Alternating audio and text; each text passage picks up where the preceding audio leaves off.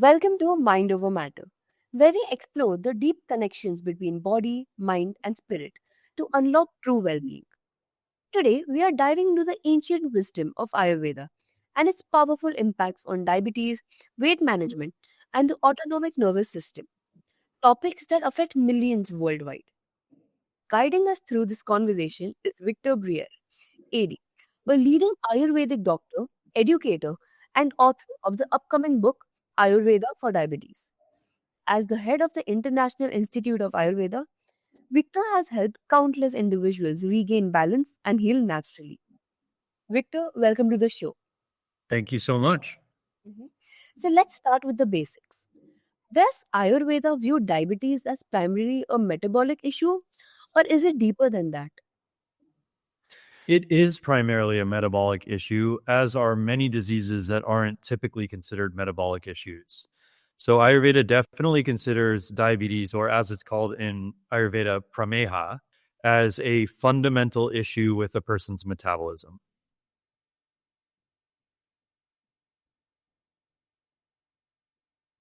Hmm. Right. So that makes so much sense. We often treat symptoms, but Ayurveda seems to address them to the root cause. Yeah, Ayurveda is completely oriented around identifying the root causes and every level in the causal chain. So there's a tendency with diseases like diabetes where, we obviously don't want to experience the symptoms. That's what we're most concerned about.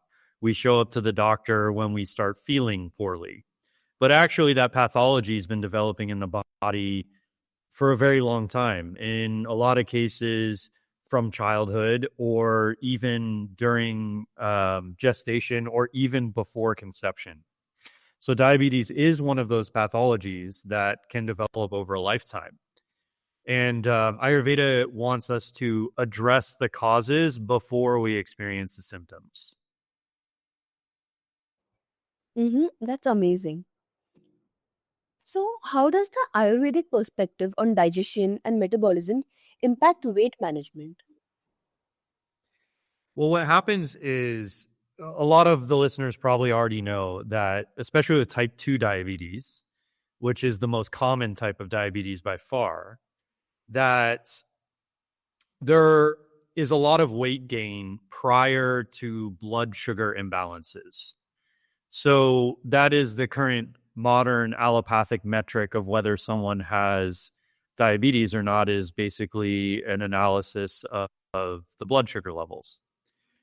But that doesn't just come out of nowhere, as we just discussed. That comes from a lot of different causal factors that are built into the lifestyle over a long period of time. Probably the single most important one, if I had to pick one, would be weight. So once the body starts putting on excess weight for its frame, which is different for every person, the metabolism starts struggling. The kidneys start struggling, the liver starts struggling, stomach, intestines, everything starts struggling to achieve the same level of efficiency that it had before the excess weight was on. This compounds over time and then creates a systemic issue where the body can no longer regulate its blood sugar.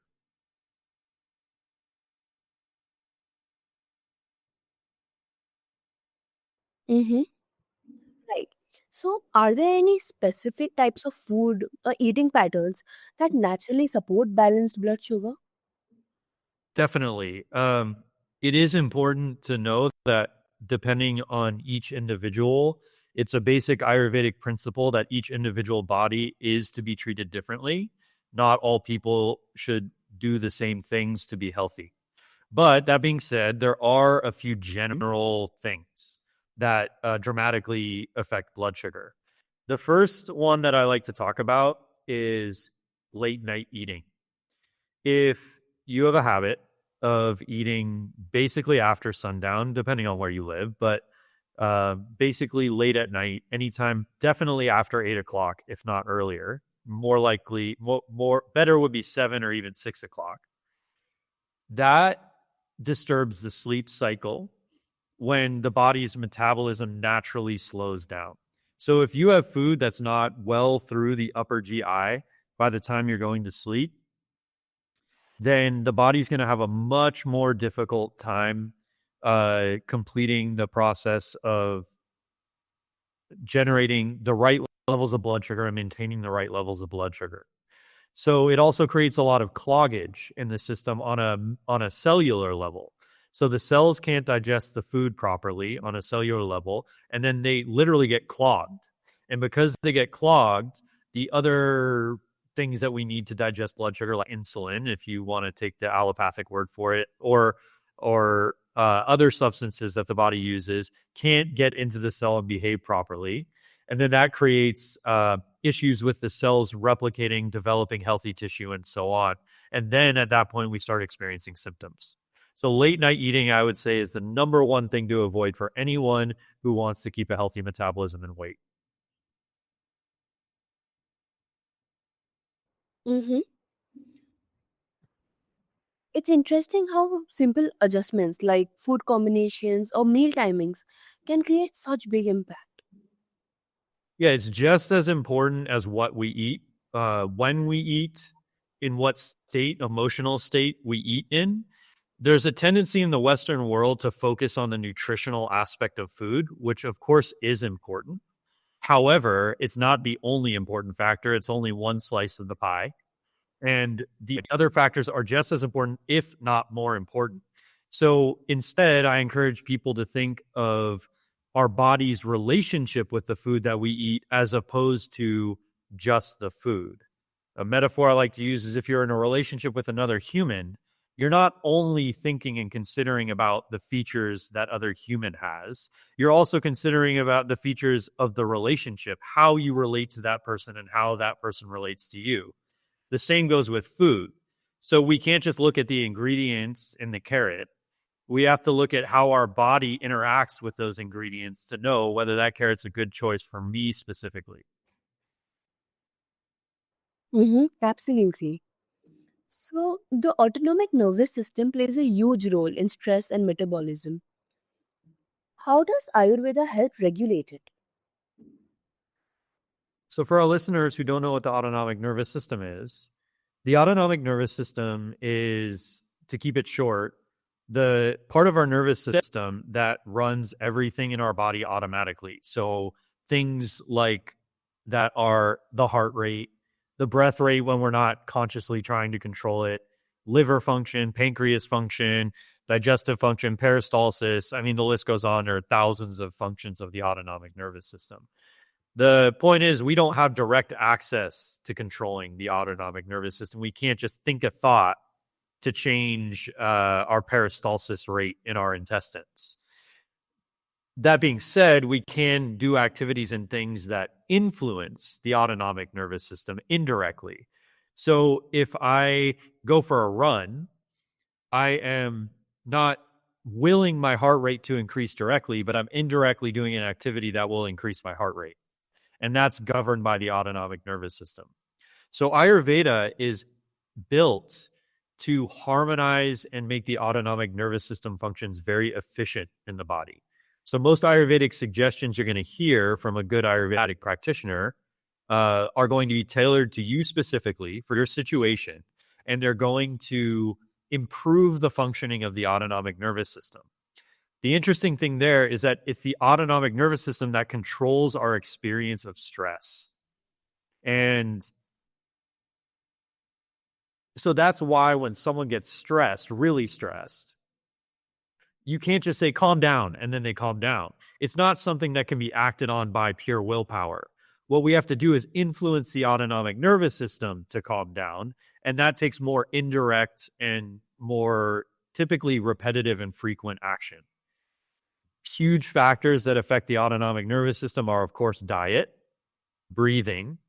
Our human relationships are an extremely large factor in the effect of the autonomic nervous system, because the autonomic nervous system is what helps us detect whether we are safe or threat, the feeling of it, not our opinion of it.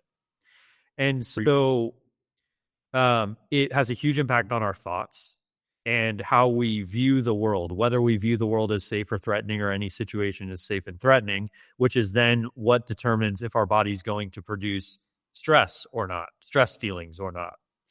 And Ayurveda also addresses sleep. Sleep has a big impact on the autonomic nervous system and vice versa. The autonomic nervous system and sleep are related in such a way that based on the quality of our sleep, our autonomic nervous system is going to either be able to harmonize itself properly or not. And then that's going to affect the way every organ and vital function of our body behaves. So Ayurveda attempts to address all those things, often simultaneously, in order to create a profound effect on the wellness of a person.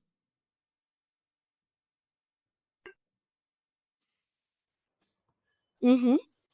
So, can certain Ayurvedic herbs or practices help with stress related blood sugar spikes?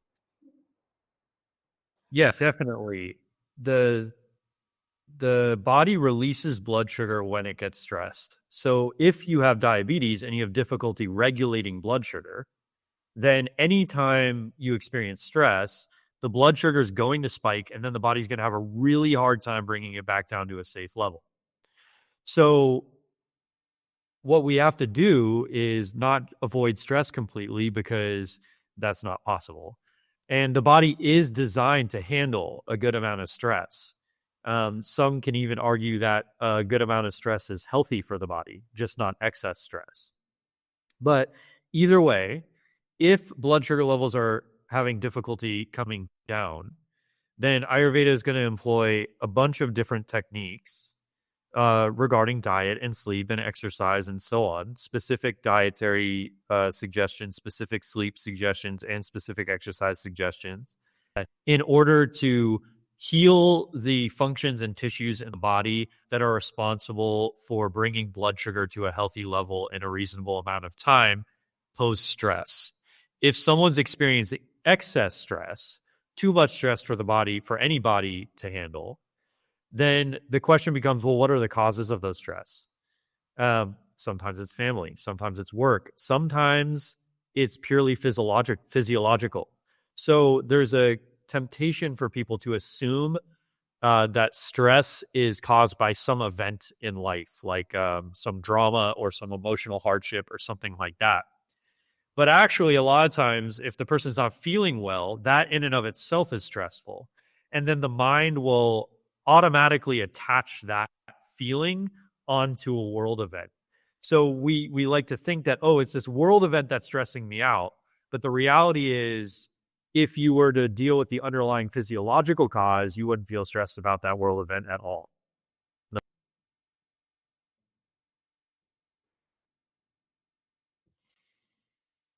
Mm-hmm. So, it's not just about what we eat, it's also how we live and handle stress. Absolutely. And what we decide to eat is often based on how we live and handle stress. So we've all probably had the experience where you're really stressed out and you just want to eat that thing you know you're not supposed to eat, but you do it anyway because it's going to bring comfort to the system temporarily, of course. The doing that a few times is not such a big deal. The system can handle it. It's when we do it day after day after day after day that it starts to create a pathology in our body. So Ayurveda tries to teach us how to use wholesome ways to manage stress so we don't turn to unwholesome ways. You know, people have always, of course, heard of yoga. Of course, that's a famous tradition associated with Ayurveda. But there are lots of things that we can do um, that that really help. Sometimes it's just talking to someone. Sometimes it's doing the work to identify the real causes of stress. Sometimes it's journaling. But all of these have been suggested by Ayurveda, and all of these things are used commonly in an Ayurvedic practice.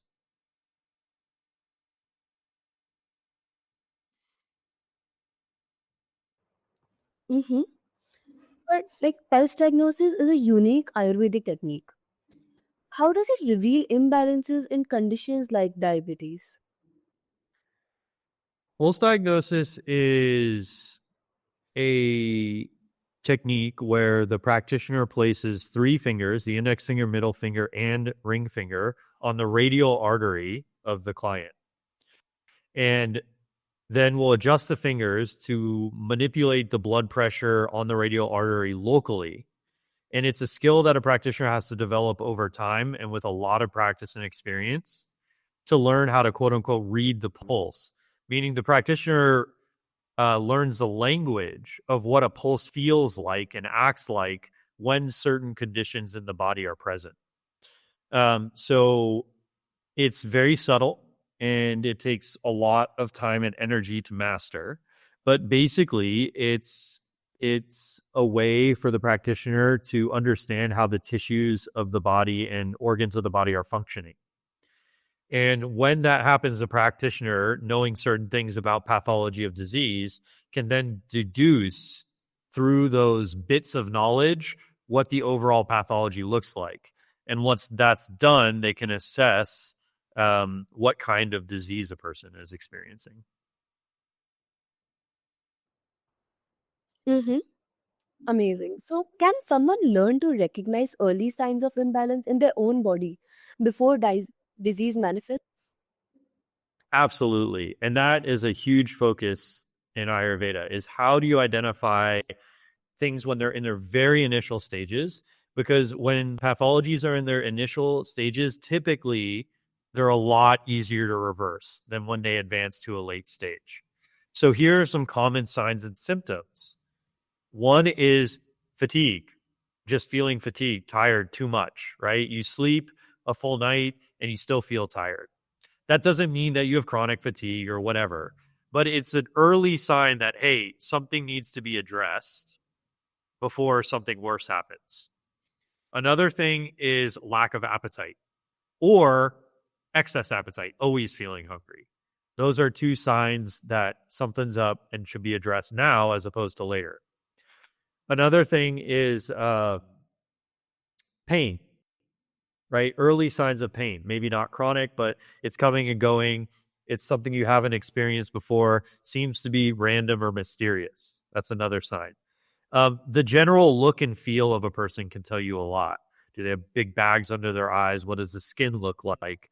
How's the hair, the nails, all these things. And then, of course, because of the topic of the day, weight.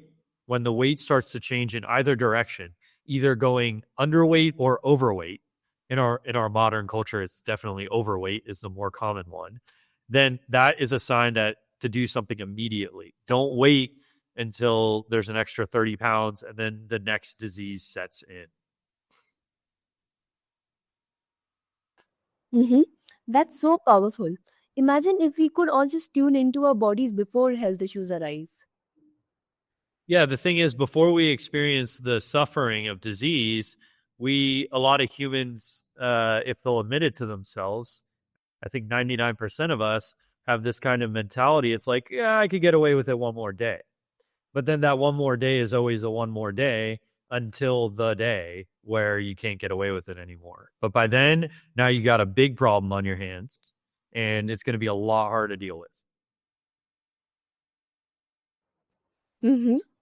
So, what are some easy Ayurvedic practices that someone struggling with weight or blood sugar issues can start today?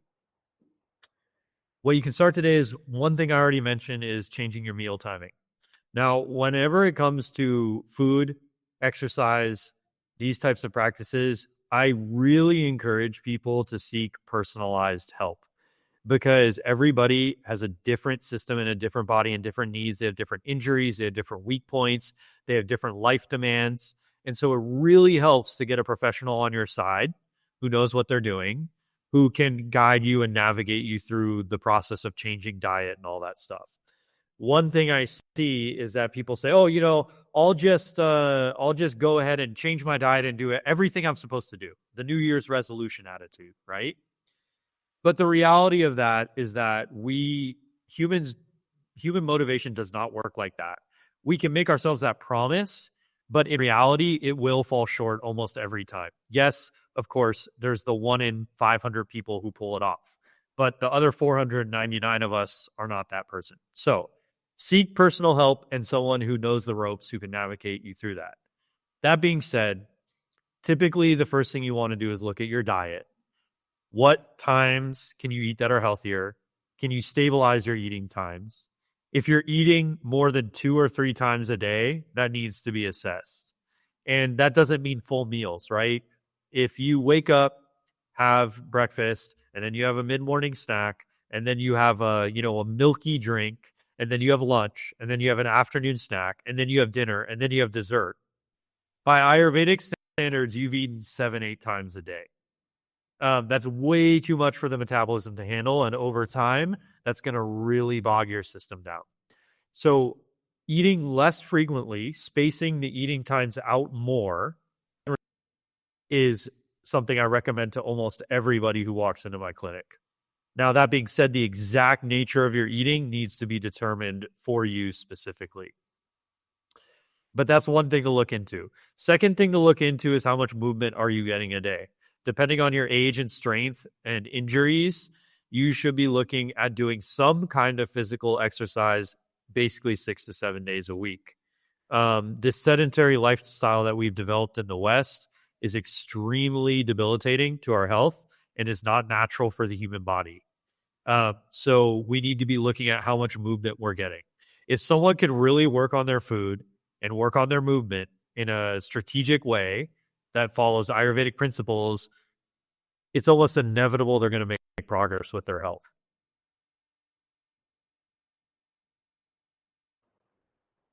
Mm-hmm. So, how can they make these habits sustainable rather than short term fixes? It's a great question. Mhm. One is definitely attitude mentality. It's also motivation, and it's also looking at the relational aspect of life. When I deal with clients with any disease, but we'll stick with diabetes, whenever they quote unquote fall off the wagon and start doing the bad habits, it's always around some kind of marital, familial, children, friendship situation, right? The pain and suffering of dealing with the hardships of those relationships generates such an extreme desire for comfort that they turn to their bad habits. And once they start, it typically keeps going.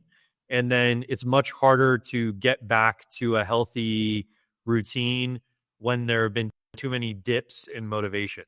So a lot of the work that people need to uh, do is how to make their relationships much more harmonious and healthy, which is not something a lot of people have access to when they go to a Western doctor, right? It's like, what's the problem? Well, these are my symptoms. Okay, here's this thing. It never even gets talked about. But it's relationships that are generally causing the most stress. And it's that stress that's driving the negative behaviors. Mm-hmm. Small intentional changes. Love that. It's about progress, not perfection. It's definitely about daily progress, um, as opposed to this ideal that needs to be achieved within a week. Um, the daily progress is a much more realistic and frankly effective benchmark to strive for than an ideal. And the other nice thing is that a lot of times once people have made the change, after the change has occurred, not before, not in the fantasy of the change, but after the change has actually occurred, they talk about how great they feel and they don't even desire the things they used to desire. But that takes some time and effort, daily effort. Mm-hmm. Absolutely. Victor, this has been an eye opening conversation. Ayurveda offers such a refreshing and deeply healing way to manage health, not just treating diseases, but creating a balance in every aspect of life. To our listeners, if today's discussion resonated with you, start exploring Ayurveda. Whether it's mindful eating, stress management, or understanding your body's signals, small steps can lead to big transformations. Connect with Victor for expert Ayurvedic guidance at iiayurveda.com. If you loved this episode, don't forget to subscribe, share, and leave a review. Let's keep learning, healing, and thriving together. Until next time, remember, your health is in your hands.